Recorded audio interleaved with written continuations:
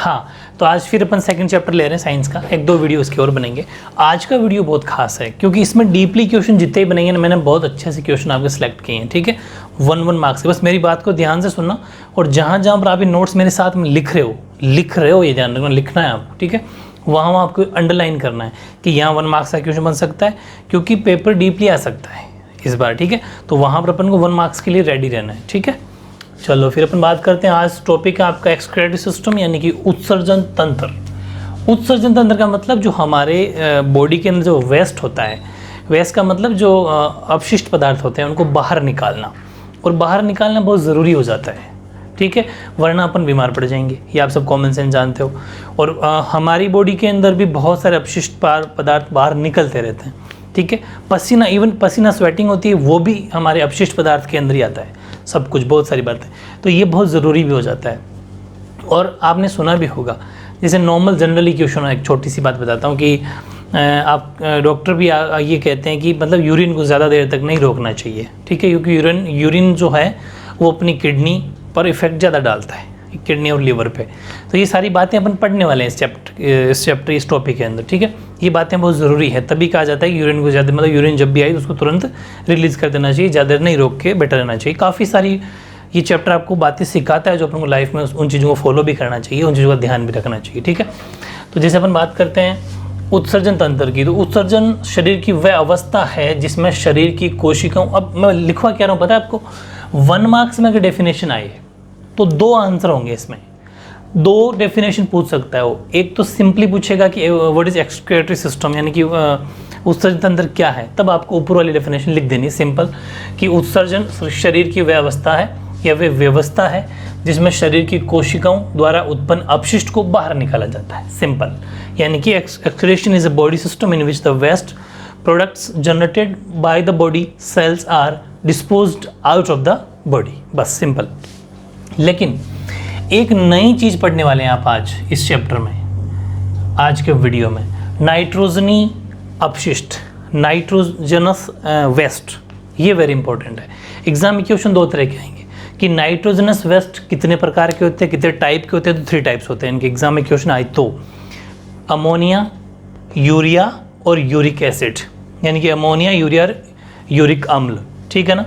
ये 3 actually nitrogen अपशिष्ट के प्रकार हैं। 1 मार्क्स तैयार हो गया।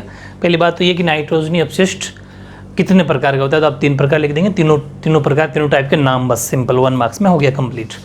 फिर क्वेश्चन आ सकता है, देखो क्वेश्चन मैच द फॉलोइंग में आ सकता है, आपस में मिलवा देगा कि कौन सा इनमें से नाइट्रोजनी अपशिष्ट है, नाइट्रोजनी वेस्ट कौन सा इनमें से, कोई 4 ऑप्शन दे देगा, उनमें 3 रॉन्ग होंगे, 1 सही होगा, मतलब कैसे भी क्वेश्चन आ सकता है। उसके लिए हमेशा रेडी रहना है।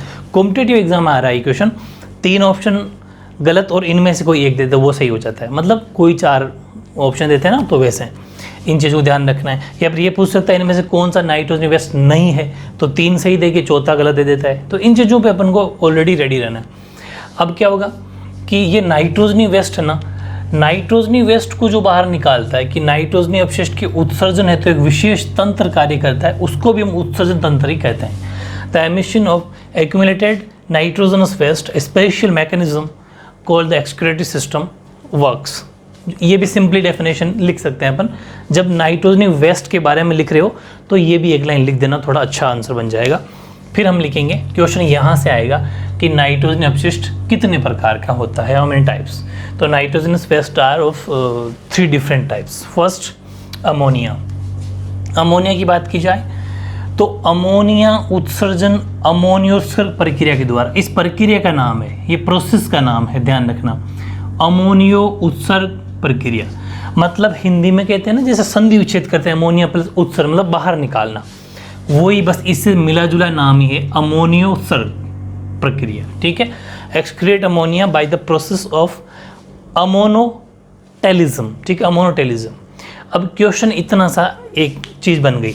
क्वेश्चन क्या आ सकता है कि जो अमोनिया है वो कौन कौन इस प्रोसेस के द्वारा अमोनिया रिलीज करते हैं, अमोनिया छोड़ते हैं। तब आपको लिखना है कि बहुत सारी अस्थल मछलियाँ, तो यहाँ पर भाई या तो ये अस्थल तो पता नहीं बुक में लिखा हुआ था, एक्चुअली यहाँ पर मेरे हिसाब से उपास्थि होना चाहिए। हड्डियाँ जो होती है ना, हड्डियाँ नसेंस बोनी फिश, तो वो है अनेक बोनी फिशेज यानी कि उपास्थी मछलियाँ जिनमें मतलब हड्डियाँ होती है, ठीक है। एक तो बोनलेस होती है फिश और एक बोनी फिश होती है जिनमें हड्डियाँ होती है। वो एक उभयचर, उभयचर का मतलब जो जल में भी रह सकता है और बाहर भी रह सकता है, in the sense many bony fishes. और एम्फाइबियंस का मतलब होता है जैसे मेंढक होता है, वो बाहर भी रह सकता है तो पानी में भी रह सकता है, ये उभयचर कहलाते हैं, ठीक है, एम्फाइबियंस। और दूसरा कुछ जलीय कीट होते हैं, ठीक है, यानी एक्वेटिक इंसेक्ट्स होते हैं। इन सब के सब जितने भी होते हैं ये इस प्रक्रिया के द्वारा अमोनिया का उत्सर्जन करते हैं। Insects exceeds ammonia by this process. Exam में आ सकता है 1 मार्क्स का, फिर बता रहा हूँ, डीपली क्वेश्चन बनते हैं यहाँ से, कॉम्पिटेटिव एग्जाम में बनते हैं तो आपके ही बनेंगे कि अमोनिया रिलीज करने वाले ऐसे कौन कौन से हैं। तो आपको 1-2 भी नाम, जैसे मैनी बोनी फिशेस यानी कि बहुत सारी हड्डियों वाली मछलियाँ, उपास्थी मछलियाँ जो भी। दूसरा एम्फीबियंस यानी कि जो उभयचर होते हैं वो। और दूसरे एक्वेटिक इंसेक्ट यानी जो जलीय जीव होते हैं वो, ठीक है। फिर यूरिया, यूरिया का मतलब जो यूरिया मुख्यतः यूरिया उत्सर्जन तो स्तनधारी समुद्री जीव होते हैं। स्तनधारी समझते हो, मैमल्स, यानी यूरिया एमिशन है प्राइमरी डन बाय मैमल्स, जैसे इंसान स्तनधारी प्राणी होता है, ठीक है। ऐसा मान लो कि जो अपने बच्चों को दूध पिला सकते हो, तो स्तनधारी समुद्री मछलियाँ होती है, ठीक है। ये आदि करते हैं कौन, यूरिया कौन छोड़ता है, जो स्तनधारी समुद्री मछलियाँ होती है वो, यानी कि mammals, she fishes, mammal, she fishes and others आदि करते हैं। और इन जीवों को अब जो यूरिया छोड़ेगा, जैसे जो अमोनिया छोड़ेगा वो अमोनियोत्सर्ग, ठीक है, यानी कि अमोनोटेलिज्म। और जो यूरिया छोड़ेगा वो यूरिया उत्सर्जी, ठीक है, यूरिया उत्सर्जी। या फिर इसको संधि विच्छेद करोगे तो यूरियोत्सर्जी, आ और ओ मिलके है ना, समझ गए, यूरियोत्सर्जी। यानी कि जो अमोनिया रिलीज करता है, दिस ऑर्गेनिज्म आर कॉल्ड यूरेटे, देखो ये ध्यान से, यूरोटेलिक, यूरोटेलिक, ठीक है। ये फिर यूरिया, यूरियोटेलिक।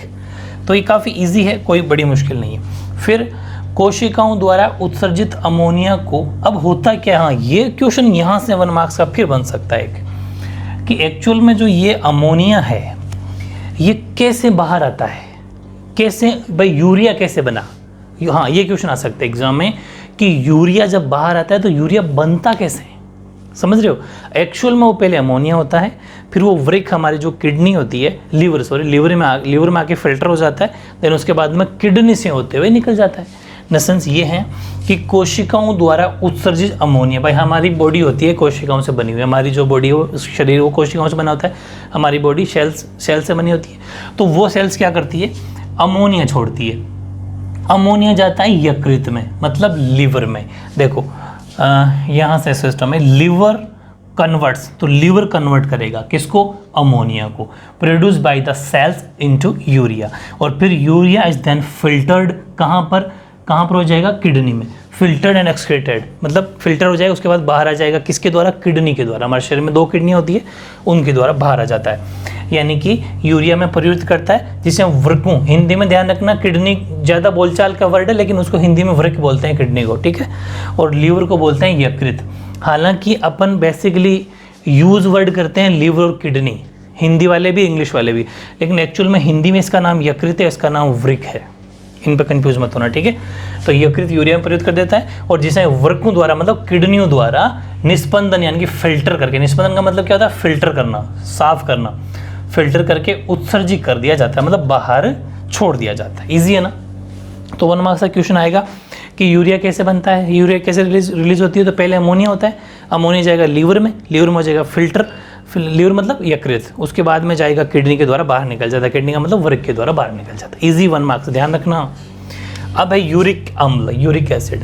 तो यूरिक एसिड कौन कौन छोड़ते हैं, पक्षी, सरीसृप, कीट आदि अमोनिया को यूरिक अम्ल में परिवर्तित करते हैं, ध्यान रखना। एग्जाम में क्वेश्चन आएगा यूरिक अम्ल कैसे बनता है, तो पक्षी, सरीसृप, कीटों द्वारा, पक्षी, सरीसृपों, कीटों आदि में अमोनिया को यूरिक अम्ल में परिवर्तित किया जाता है। यूरिक अम्ल को अत्यंत कम जल के साथ बाहर निकाला जाता है पेस्ट के रूप में, तो गाढ़ा गाढ़ा सा होता है, उत्सर्जित किया जाता है। ऐसे जीवों को क्या कहेंगे, अब जो यूरिक अम्ल छोड़ेगा वो यूरिक अम्ल उत्सर्जित हो जाएगा, जैसा ये दोनों नाम अलग अलग नाम हुए थे वैसे ही। तो birds, reptiles, insects etcetera excretes uric acid, such organism are called uricotelic. भाई सबके तीनों के नाम थे, अमोनिया छोड़ेगा तो अमोनिया वाला नाम था, इसका नाम था, ऐसे इसका नाम है, ठीक है। और these organism convert ammonia into the uric acid और uric acid is excreted in the form of globules, या फिर ऐसा मान लो कि पेस्ट लिख देना आप, तो बोले फर्स्ट नाम याद है तो paste, along with very little water, बहुत कम पानी के साथ में ये एसिड मिल निकलता है बाहर, ठीक है। ध्यान कर रखना है बर्ड्स और रेप्टाइल्स और इंसेक्ट के अंदर ये छोड़ा जाता है। चलो ये बात बहुत इंपॉर्टेंट थी, यहाँ से क्वेश्चन जितने बन सकते बन जाएंगे, अपन ने सारा पढ़ लिया। अब अपन बात करते हैं अपने शरीर की, द ह्यूमन एक्सक्रीटरी सिस्टम, और यहाँ से मैं ढेरों क्वेश्चन बनवाऊंगा आपको, बहुत तगड़े नोट्स बनवाऊंगा कि मानव उत्सर्जन तंत्र क्या है। तो मनुष्यों का उत्सर्जन तंत्र शरीर के जो लिक्विड पदार्थ होते हैं, जो तरल अपशिष्टों को एकत्रित करता है और उनके बाद में निष्कासन मतलब बाहर छोड़ देता है, यानी कि the human excretory system collects and expel out the liquid waste of the body, ठीक है।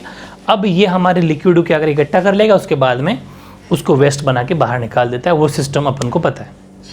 अब कौन कौन से हमारे शरीर में से पार्ट्स हैं जिनसे कौन कौन सी चीज़ें निकलती है बाहर, वो बहुत ज़रूरी है, समझ रहे हो। वो मैं एक एक 1 मार्क्स के जितने क्वेश्चन बन सकते लिखवा रहा हूँ, मेरे साथ के साथ आपको उनको नोट बनाना है और साथ के साथ अंडरलाइन करना है, क्योंकि डीपली जब पेपर बनाऊंगा नेक्स्ट वीक में इसका टेस्ट पक्का है, बड़ा चैप्टर है, अभी तैयारी कर लेना, ठीक है। डायग्राम की प्रैक्टिस रोज करो, इधर उधर कुछ देखने की जरूरत नहीं है, बुक उठाओ, अपनी बुक जैसा डायग्राम बनाओ, 5 बार देख के बनाओ, कितनी बार 5 टाइम्स, 6ठी बार बिना देखे बनाओ, बन जाएगा। मन से बनाना, प्रैक्टिस जरूरी है, कोई नहीं सिखा सकता डायग्राम, सब उल्लू बनाने वाले तरीके होते हैं कि m लिख दो 3 लिख दो, सब ढोंग है वो, उसमें कोई वैसे नंबर नहीं देगा।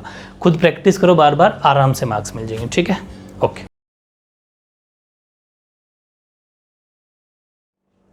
हाँ अब देखो, जो मैंने आपको छोटी छोटी बातें बताई थी वो उसकी बातें बताता हूँ। और देखो ये डायग्राम मैंने बहुत ही अच्छा सा डायग्राम बना दिया, थोड़ी सी करा गया, देख के प्रैक्टिस करनी है बस, 5-6 बार खुद प्रैक्टिस करो। सच बात है ये, कहीं पर भी ट्राई मत करो कि कोई आपको ईजी बता दे, कोई ईजी नहीं बताएगा, बताएंगे तो लास्ट में क्या कहेंगे, इसके बाद में आप ये बना लें, इसके बाद ये बना लें, कोई मतलब नहीं है। अपना टाइम वेस्ट मत किया करो। मैं तो आपको एक एडवाइस कर सकता हूँ, बाकी आपकी इच्छा है। प्रैक्टिकल बात बताऊंगा, फैक्ट बात बताऊंगा, उसके अलावा मेरे पास वो नहीं है टाइम कि आपके टाइम वेस्ट करूँ आपका भी। तो ये बड़ा इजी मेथड है कि किसी भी डायग्राम को अगर आपको बनाना सीखना है तो आप उसको देख के 1 बार 2 बार 3 बार 4 बार 5 बार जितनी बार प्रैक्टिस शुरू कर लो कि हाँ ऑलमोस्ट याद हो गया, बंद कर दो, अब बिना देखे बनाओ। फिर थोड़ा बहुत 80% बन जाएगा, 20% कम रह जाएगा फिर, और 5-6 नाम याद करने होते हैं, 4 या 5 कर लो, बहुत है बस, पूरे मार्क्स मिल जाते हैं। खास 4-5 नाम आपको याद होना चाहिए। फिर जैसे ही कभी मन हो गया तो फिर इन जितने भी डायग्राम है उनको एक साथ इकट्ठा बना लो कि पूरी साइंस के कितने डायग्राम है कि 10 डायग्राम को आप इकट्ठा बना लो और कहीं अपना जहाँ पर स्टडी टेबल है वहाँ पर चिपका लो, ठीक है। और उसको चलते ही कि चलो आज इसका बना लेता हूँ, बंद किया उसको बना लिया, ऐसे प्रैक्टिस करते रहो बार बार। ये सबसे बेस्ट आइडिया है। जब भी मन किया 5 डायग्राम 10 डायग्राम एक साथ, एक दिन ऐसा आएगा कि आपको नाम लेते ही कि मुझे जैसे कि स्टमक का बनाना है, 1 सेकंड बना दोगे आप, मतलब कि हाँ ये बन गया। समझ पा रहे हो, मतलब प्रैक्टिस से बार बार करोगे तब। चलो अब इसकी बात करते हैं। अब यहाँ से बहुत क्वेश्चन बनेंगे, इसलिए बड़े ध्यान से समझना, ठीक है। पहली बात, मानव उत्सर्जन तंत्र क्या है, वो अपन पढ़ चुके कि हमारी बॉडी से जो लिक्विड पदार्थ निकाला जाता है वो मानव उत्सर्जन तंत्र है, ठीक है। लेकिन बात ये है कि अब मानव उत्सर्जन तंत्र में क्या क्या काम आता है। 2 वृक्क यानी कि 2 किडनी आती है, 1 मूत्राशय यानी कि A1 यूरिनरी ब्लैडर काम आता है, बात करूंगा सबकी, और 2 मूत्र वाहिनियाँ होती है, 2 यूरेटर्स और 1 यूरेथ्रा होता है, 1 मूत्र मार्ग होता है, मतलब जिससे मूत्र निकलता है। मूत्र वाहिनियाँ जो पाइप होती है, नली जो होती है ये, इनमें यूरिन मतलब मूत्र आता है, यहाँ इसमें इकट्ठा होगा और ये मार्ग के लास्ट में रास्ता निकलता है। यहाँ थोड़ा स्टॉपेज एक तरीके से, मतलब ये मूत्राशय अवरोध नहीं होती, यूरिनरी स्फंक्टर होती है जो रोकती है, कंट्रोल करती है, और जितना आगे स्पेस है उस हिसाब से मतलब कि यूरिन को पास करती है, ठीक है। सिंपली क्वेश्चन है, कॉमन सेंस सब जानते हो। अब इसके बाद में अगर बात करूं उत्सर्जन में प्रयुक्त और भी कौन कौन से तंत्र हैं, फिर बता दूं, एग्जाम 1 मार्क्स का क्वेश्चन वही तैयार हो गया कि एक्सक्रीटरी सिस्टम में कौन कौन से हैं। 2 किडनी, ठीक है, लेफ्ट राइट, बायां वृक्क दायां वृक्क, 2 किडनी, ठीक है। 1 यूरेटरी ब्लैडर, यूरेटरी ब्लैडर का मतलब हो गया अपना, हिंदी में बोलते हैं यूरेटरी ब्लैडर को 1 मूत्राशय, ठीक है, ये यूरेथ्रा मूत्राशय। फिर 2 मूत्र वाहिनियाँ, ये 2 मूत्र वाहिनियाँ हो गई, ठीक है। जिसका एक का नाम है महाशय रेनल वेन और एक का आगे वाली का पृष्ठ महाधमनी रेनल आर्टरी, ठीक है, नाम भी याद कर लो। और एक मूत्र मार्ग, ये मूत्र मार्ग हो गया, ठीक है, जिससे यूरिन मूत्र बाहर निकलता है। सिंपल। 1 यूरेथ्रा, बस सिंपल, जिससे यूरिन बाहर रिलीज होता है। ये क्वेश्चन 1 नंबर का तैयार हो गया। फिर और भी हमारे शरीर में ऐसे हैं चीज़ें जिनसे अपशिष्ट या वेस्ट बाहर निकलते हैं, जैसे स्किन है, स्किन हमारी त्वचा, पसीना होता है, स्वेटिंग होती है अपन को, उससे भी हमारी क्या क्या चीज़ निकलती है। तो एक तो और फेफड़े भी है, लंग्स, फेफड़े का मतलब लंग्स, स्किन यानी कि त्वचा, यकृत यानी कि लीवर, ये तीनों मोस्ट इंपॉर्टेंट और रोल प्ले करते हैं, जो हमारे उत्सर्जन अंग होते हैं उनमें हेल्प करते हैं, ये मदद करते हैं। जैसे कि तीनों का अलग अलग मैंने क्वेश्चन बना दिया, वेरी इंपॉर्टेंट नोट्स है, बहुत परफेक्ट नोट्स है। यहाँ से 3 क्वेश्चन आपके लिए आएंगे तो आप इजीली तीनों को कर दोगे। क्या कि लंग्स की हेल्प से अपन क्या रिलीज करते हैं, क्या क्या एक्सक्लूजन करते हैं, लीवर की हेल्प से अपन क्या एक्सक्रीट करते हैं, क्या उत्सर्जित करते हैं, और स्किन यानी कि त्वचा की हेल्प से अपन क्या रिलीज करते हैं। बहुत सारी इंपॉर्टेंट बातें हैं। 3 क्वेश्चन यहाँ बनते हैं, एक ये बनता है, 4 छोटे क्वेश्चन तैयार हैं आपके, ठीक है। फेफड़े, तो फेफड़े करते हैं CO2 को, ध्यान रखना, कार्बन डाइऑक्साइड का मल यानी कि वेस्ट जो बन के बाहर निकलता है वो मल कहलाता है, वो जानते हो वेस्ट, उसके साथ में उत्सर्जन करने में हेल्प करते हैं CO2 फेफड़े, यानी कि lungs help in the expulsion of the CO2 in the sense carbon dioxide gas को लंग्स के माध्यम से बाहर निकाला जाता है। समझ में आ गई, वेरी वेरी इंपॉर्टेंट। दूसरा लीवर यानी यकृत, यकृत का वेरी इंपॉर्टेंट एग्जाम में क्वेश्चन आया हुआ है। बिलीरुबिन, बिलीविरडिन और विटामिन और स्टेरॉइड हार्मोन, इन सब का मल के साथ में, इनकी वेस्ट के साथ में उत्सर्जन करते हैं या फिर उत्सर्जन करने में मदद करते हैं, ये ध्यान रखना है। Liver helps to excrete bilirubin, biliverdin, vitamin, steroid, hormones etcetera release करता है। समझ पा रहे हो, कौन? लीवर मदद करते हैं हमारी, मतलब, ठीक है। एक स्किन, त्वचा, त्वचा से नमक यानी कि सॉल्ट, यूरिया और लैक्टिक अम्ल यानी लैक्टिक एसिड, ये पसीने के साथ में उत्सर्जन करती है ना। टॉप लेवल के question, skin through sweat expels out salts, urea and lactic acid are secreted. Very very important, चारों क्वेश्चन आपको याद होने चाहिए और चारों अलग अलग लाइन में आपको उतारना है, ध्यान रखना, ठीक है। बहुत टॉप लेवल के क्वेश्चन मैं आपको बताता हूँ, टॉप लेवल के नोट्स आपको मिल रहे हैं, दोनों लैंग्वेज में ऑथेंटिक नोट्स। दोनों लैंग्वेज से क्या होता है, आगे फ्यूचर में आपको पता चलेगा वाकई दोनों लैंग्वेज का कितना बेनिफिट है, फिर वहाँ पता चलेगा। दूसरी बात कि जो मैं टेस्ट आपको प्रोवाइड करा रहा हूँ वो टेस्ट बहुत खास होते हैं, वो ईमानदारी से आपको देने। खूब सारे स्टूडेंट कहते हैं कि सर ऑनलाइन से क्या होगा, उस टाइम पर भी चाहो तो तुम चीटिंग कर सकते हो। दूसरी बात, ऑनलाइन में तो सब कुछ वही फोटो खींच दो या फिर कुछ भी करोगे तो वो कोई मतलब नहीं है। ईमानदारी आपके साथ है कि आपको हम टेस्ट प्रोवाइड करा रहे हैं, तो आप चाहोगे तो कभी भी कहीं पर भी चीटिंग कर सकते हो। आपके पास बुक्स है, आपके पास गाइड है, क्योंकि हमें आप नहीं दिखाई दे रहे, लेकिन ये बेस्ट ऑप्शन है कि पेपर का लेवल क्या है, ठीक है। खुश करना कोई बड़ी बात नहीं, पेपर का लेवल क्या है उस पेपर को फिर सोल्व करो और खुद ही चेक करो। लाइफ में आगे कोई घर आ के आपको टेस्ट लेने नहीं आएगा, खुद को खुद ही लेना पड़ेगा। इसीलिए मैं आपको रोजाना कह रहा हूँ अभी से हैबिचुअल बनो, ठीक है। ओके, ये 4 क्वेश्चन अगर रेडी हो गए आपके, तो नेक्स्ट अपन बात करते हैं अब वेरी इंपॉर्टेंट चीज़ जो अपन ने हेडिंग लगाई थी, 2 वृक्क एक मूत्राशय, ये सब इन सब के बारे में पढ़ेंगे। सबसे पहले अपन लेते हैं किडनी, वृक्क जो 2 होते हैं। सबसे मेन है इसका डायग्राम, ठीक है। ये डायग्राम आपको प्रैक्टिस इस डायग्राम की करनी है, बहुत इजी है। ये दायां वृक्क है, ये बायां वृक्क है, लेफ्ट किडनी राइट किडनी। इसमें 2 ये शिराएं होती है, ठीक है। बीच में थोड़ा सा गैप दे देना। ये जो मैंने मार्कर घुमाया है इसका मतलब ये पूरा डार्क है, ठीक है। और इसको महाशिरा बोलते हैं, रेनल वेन बोलते हैं, इसको पृष्ठ महाधमनी रेनल आर्टरी बोलते हैं। और ये जो है ये महाधमनियाँ होगी, यूरेटर, जिसमें यूरिन या पेशाब मान लो मूत्र आता है। और ये मूत्राशय होगा यूरेथ्रा, जहाँ पर थोड़ा सा स्टोर होगा और इसके माध्यम से बाहर निकल जाएगा। थोड़ा यहाँ स्टॉपेज होता है, मतलब कंट्रोल होता है किस हिसाब से। और यूरिनरी ओपनिंग, ये मूत्र मार्ग है लास्ट में, ठीक है। और ये यहाँ जो है बीच में स्टॉपेज था, ये मूत्राशय अवरोधन यानी कि यूरेटरी स्पाइंक्टरी। 5-6 मेन नाम याद करें, इसके अलावा कोई नाम याद करने की जरूरत नहीं है। अब एग्जाम में क्वेश्चन आएगा कि किडनी क्या है, तो डायग्राम बना दिया और किडनी के बारे में जो मैंने यहाँ पर लिखा वो बातें लिख दी, तो ये 2 या 2 नंबर तैयार हो गए। 2 नंबर का मैटर है ये, इसके आगे और है, 3 नंबर तक का क्वेश्चन भी है इसी में, लेकिन अभी 2 नंबर की बात कर रहा हूँ। एग्जाम में क्वेश्चन क्या आ सकता है, तो उसका आंसर लिखना है कि ये मानव का मुख्य उत्सर्जन अंग है। समझ गए? इसीलिए मैं कह रहा था ना आपको कि यूरिन को ज़्यादा देर तक रोकना नहीं चाहिए। रोकोगे तो वो किडनी पर इफेक्ट पड़ेगा और किडनी डैमेज हो जाती है ज़्यादा देर तक जो पेशाब को रोक के रखते हैं। ये बहुत बड़ा एक क्वेश्चन है। जब भी ऐसा लगे तो यूरिन उस टाइम रिलीज़ कर देना चाहिए। ठीक है, बहुत इंपॉर्टेंट चीज़ है। किडनियाँ बहुत ख़राब हो जाती है, ये चीज़ आपको ध्यान रखना चाहिए।